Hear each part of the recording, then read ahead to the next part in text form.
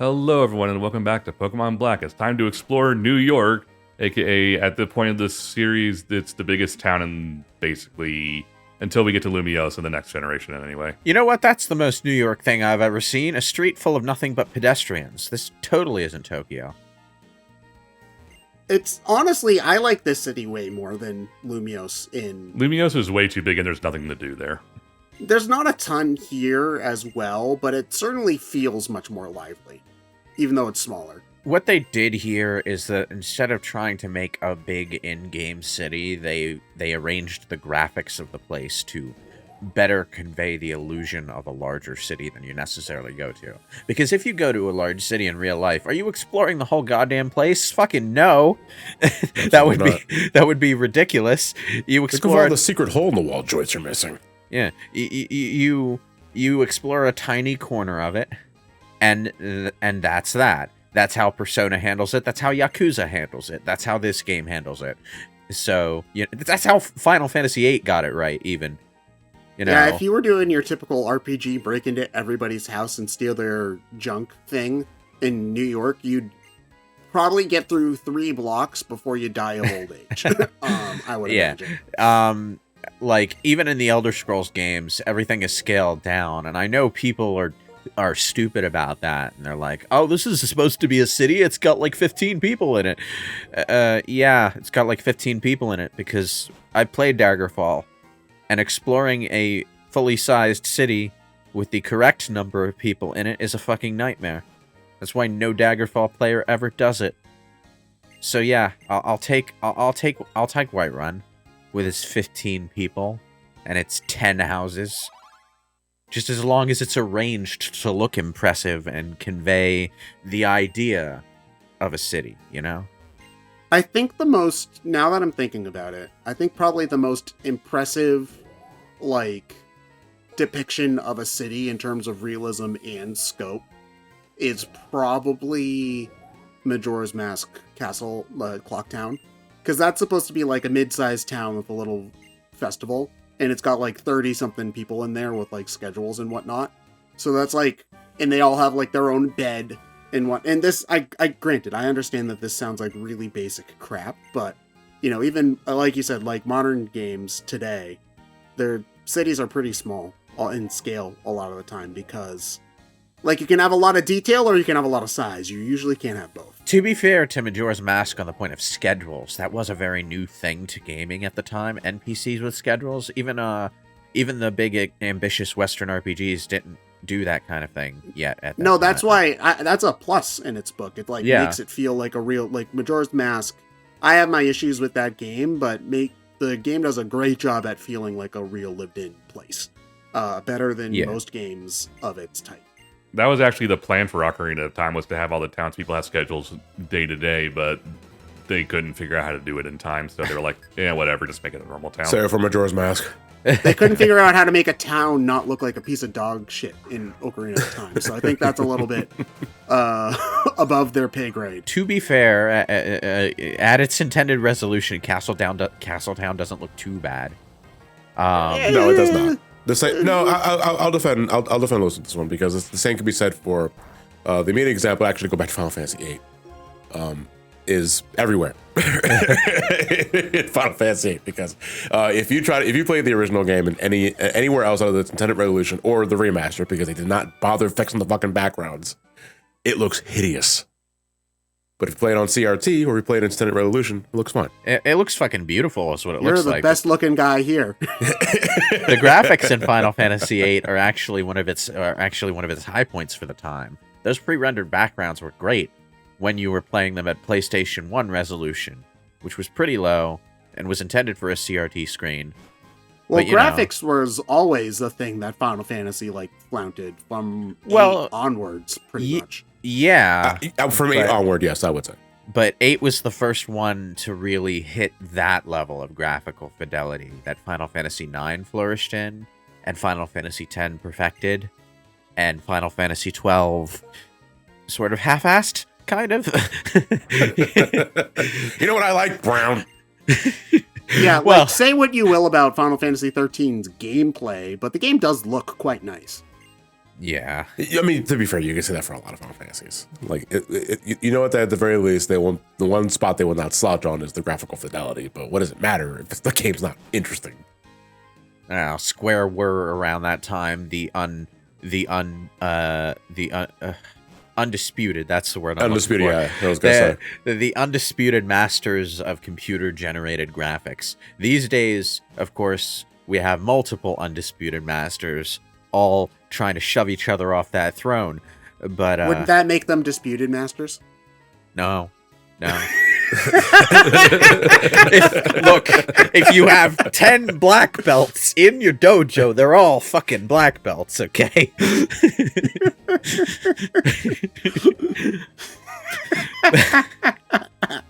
But, like, you know, even today, if you play, like, the Final Fantasy X remaster, for example, say what you want about, like, the changes made to the in-game graphics and the faces and all of that, but the FMVs, they're great. They still hold up. They still look beautiful, you know? Just give them a slight up-res, and they're good. Same with 12, actually. Final Fantasy XII's FMVs are also amazing. Well, they put all of that money into that movie studio technology. They might as well use it, right? For something. Well, I mean, I think, was Final Fantasy X before or after that? I think it was before, because after wasn't like... what specifically? 10 was the last Final Fantasy purely under Squaresoft. Not Well, I'm talking about, like, in relation to Final Fantasy The Spirits Within and that whole debacle. I know that was... go 10 ahead. was after Spirits Within. Right. It was Final Fantasy I'm pretty 9. sure, because Spirits Within was 2000. 9 and 10 were being worked on in tandem, and Spirits Within was being worked on around the same time as 9. I know that because 9 was Sakaguchi's passion project while he was working on the movie. Final Fantasy 8 was a different team. 8's team, I believe, correct me if I'm wrong, but I believe the folks that worked on 8 would go on to work on 10 while Sakaguchi's team worked on 9. While he was also simultaneously working on the Spirits Within. This is ultimately what led him to leaving Square afterwards, because I believe he got tired of the managerial roles and the schedule. That, and I think he took his own personal responsibility in the movie's failure. As something that he needed to take responsibility for. Personally, I don't think so. But, you know. That's a very Japanese thing, from what I can tell. Like, not Japanese, obviously, but, you know, one of the famous, like, things that Owada did was, like, to take responsibility for floundering sales. He took a price cut. And it's like a very, like... You mean he took a wage cut, yeah. Oh, yeah, we're not selling Owada. He took a price cut. I was going to say, okay, I was selling myself for 30, now I'm going for 15. All right, we're auctioning off one Owada. Do I have 100, Okay. 100, 125, So 25? for clarification, Spirits Within was July of 2001. 10 was July of 2001 in Japan. We didn't get it until December of that year, though. So the same So they year. were developed concurrently, then. Yeah. Yes, because I know that, as I mentioned, that it was the last Squaresoft Final Fantasy is because Spirits Within bombed so hard that they had to merge with Enix to more or less stay afloat. So Yeah. that's why that happened. Like, Yeah, Enix bought them out. Spirits Within was such a financial failure, such an expensive failure, Yes. that it plunged Square into a financial catastrophe. It almost ruined them, despite their many successes. They were banking so hard on that movie doing well, and then starting like a whole fucking like digital Franchise. active universe with it. Yeah, like a franchise. Like they were pining so hard for the Aki character to become like the world's first digital actress, and what have you. But the movie not doing very well just put a kibosh on all of that. So Square invented VTubing, is what you're telling me. Well, I hate that I don't have an immediate answer for that. Yes. just like half the failed game handhelds in gaming history, they were way too far ahead of their time for their own good. That is very true, because like Nintendo has always made their handhelds like purposefully pretty cheap, both in terms of like, in terms of dev specs especially. So like when you have the Game Gear, which is like, look at how much more powerful we are than the Game Boy with our backlit screen in our full color, and it's just like, oh, this thing is $500 in 1990s money, and the battery life lasts for 20 minutes. Oh, I'm not surprised nobody wanted to play it. Are you not entertained? The Game Gear was essentially a Master System with poor battery life and screen crunch, is what it was. So yeah, it was quite a bit more powerful than the Game Boy, but like, rechargeable batteries weren't really a thing at the time, and it did have an AC adapter though, so you could just sit there and plug it into a wall and Anchor play with it yourself that to a way. wall. yeah. Completely eliminated the point of it being a... Oh, do you want to know what my favorite one was from Sega? The Nomad. Oh, I love Wasn't the Nomad, that though. just a portable Genesis? It was Yes. just a portable Genesis. But of course, being a portable Genesis at the time when the Genesis was actually a thing people played, the battery life was shite. It was chunky as hell for a handheld. Think Nintendo Switch, maybe a little narrower, but way fatter. And yeah, you just stuck your Genesis cartridges in the back. Imagine. Those are huge too, so the thing must have weighed a ton. Imagine playing Sonic 3 and Knuckles on a Nomad. I did. Plug in your game genie. That shit was chunky. I mean, in retrospect, now that I'm thinking about it, it's not really too surprising that, like, no other handhelds really took off other than Nintendo. Because, especially nowadays, consoles are fairly similar tech-wise. It's more about, like, exclusivity that determines which one you would rather get. Back in the day, hardware had specialties, like, let's take PS1 and N64 as an example. If you liked RPGs and big first-person single-player games, you would get a PS1. And if you liked party games or anything multiplayer, the N64 was generally the better choice. Well, earlier on, I would say that, but as the PlayStation 1 generation advanced and we got more stuff that was multi-tap compatible in particular, like CTR and whatnot, it sort of caught up to the N64 in the multiplayer arena.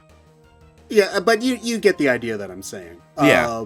Although you say that about handhelds, with the PSP, I'm looking it up now, sold over 80 million units, so that wasn't a failure by any means. It sold but better it's, in when you compare it to Japan, the though. when you compare it to the DS, yeah, yes, but I think in like, especially like when you look at the Vita or everybody's favorite, the Atari Lynx, in order to distinguish yourself, because Nintendo was always, for the handheld, was always trying to be like the cheaper option, the kid-friendly option, the casual option. So it's like, okay, if you want to distinguish yourself, you go for something bigger in tech or a more hardcore like audience or something like that. But unfortunately, especially in older gens, that goes against the strengths of what a handheld console should be. Like, okay, a handheld console should ideally like be something you can put into your pocket or a small bag. But if you want better tech on your handheld, it needs to be a physically bigger machine. And it also eats up batteries, so it goes against like two of the big things you want in a handheld to begin with. One of the things I will give something like the Game Gear and other chunkier handhelds, though, is that, back then, we didn't all have televisions inside our bedrooms. Oh yeah, no, that's true. Like I played plenty of my Game Boy in the house, just because I wanted to play video games and that TV was not available for whatever reason. Yeah, like I didn't have a TV of my own to play video games on until I found a free one on the curb that I could just haul over to my dad's house, and that was my first TV. My parents weren't buying. Was that a one of those. CRT? It was a CRT. You pulled that by yeah. yourself? No, not by myself. I got my brother to help me, and he got to use it as well. So he got something out of it too. But like.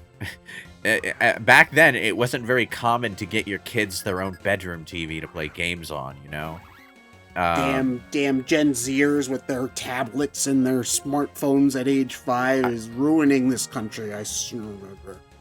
I'm joking. I didn't get my first TV until I was about 14, and that was because me and my sisters would constantly argue on who gets to have the TV. So my parents were like, "Here's a really tiny TV for your bedroom. Go at it." Yeah. Yeah, that was so. My sister got a TV of her own. I think when she was like 12 or 13, so I would have been 11 or 12 at that time. And I couldn't get a TV in my room because my brothers were still really young and they were sleeping in there. So like I can't really watch TV at night if my brothers are sleeping in that room. And then a couple of years later, like when we upgraded a different TV in the house to a flat screen, then we moved the CRT into my room at that point. Yeah. Man. These days, of course, you can always just get a cheap little TV for like $100. Weighs like nothing. It does shock me how cheap televisions have gotten, like, and with decent specs too. I'm like used to the idea of, oh, you want a nice TV, it's going to be like $3,000, but you know. I think the trade-off though is that most, if not all, TVs today are smart, quote unquote, smart TVs that have, you need an internet connection, download apps, they're prone to crashing, firmware updates, and all that other shit. Really? Like you can't just like plug it in and then put an HDMI in and run a console or whatever? Well, you can do that. Absolutely. Sure. Yeah, you can absolutely. Sure, if you for the intended purpose of just like using it for like video gaming and all that sort of thing, sure. But using it as a television. If all you want is something to play video games with, but you're not getting a TV, you're getting a PC monitor, because those don't come with all that additional bullshit. But like, I'm looking at on Amazon. I'm looking at a $79.99 TV. It's one of the top results. It's 720p smart TV. Yeah, and that's 24 inches actually. The only things I really need from a TV is like play video games and be able to cast YouTube onto it. Even though whenever you play YouTube on any kind of TV, it knows you're playing it on a TV and decides to throw twice the number of ads at you for some reason. I hate YouTube so much. Why am I still here? Okay. So, I lost the thread of what's been happening on screen. We've just been dicking around. We're fighting Pokemon. There's a lot of trainers in the buildings. In New York, yeah. Mm-hmm. And you can go in them, and there's stuff you can get, basically.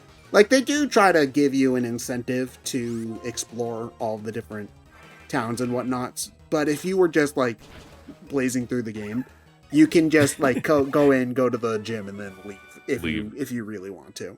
Yeah, pretty much. Just running around New York City picking random competitive fights with Pokemon trainers just makes me think of Street Fighter 6 and its overworld mode. Where like you where you play as Joe Street Fighter. Where you play as Jane Street Fighter, thank you very much. Anyway, you create your custom fighter, right? With one, it's sort of like Soul Calibur, where you pick a style from another fighter. Although I think you gain styles as you go and can just switch them around. But anyway, you basically run around the city Yakuza style, and there are Street Fighters all around that you can challenge to fights. And it's wild, man. I've always wondered what street fighting actually means and why they call it the Street Fighter tournament. But apparently, in the Street Fighter universe, assault law doesn't exist, so you can just fight anyone you want. To be fair, this is the same universe with what's the Final Fight with Mike Hager? Yeah, Final Fight. Yeah. Bro, I'm just trying to get groceries. Can we not? Round one. Oh fuck! It kind of reminds me of this old, still ongoing fan fiction that I used to read a lot of. It's a Naruto Street Fighter crossover called The Newest Challenger, I think.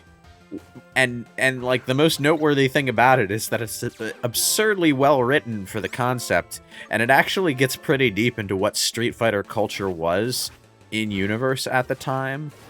Like how the street fighting circuit actually exists as a street fighting thing, but it's an official competition.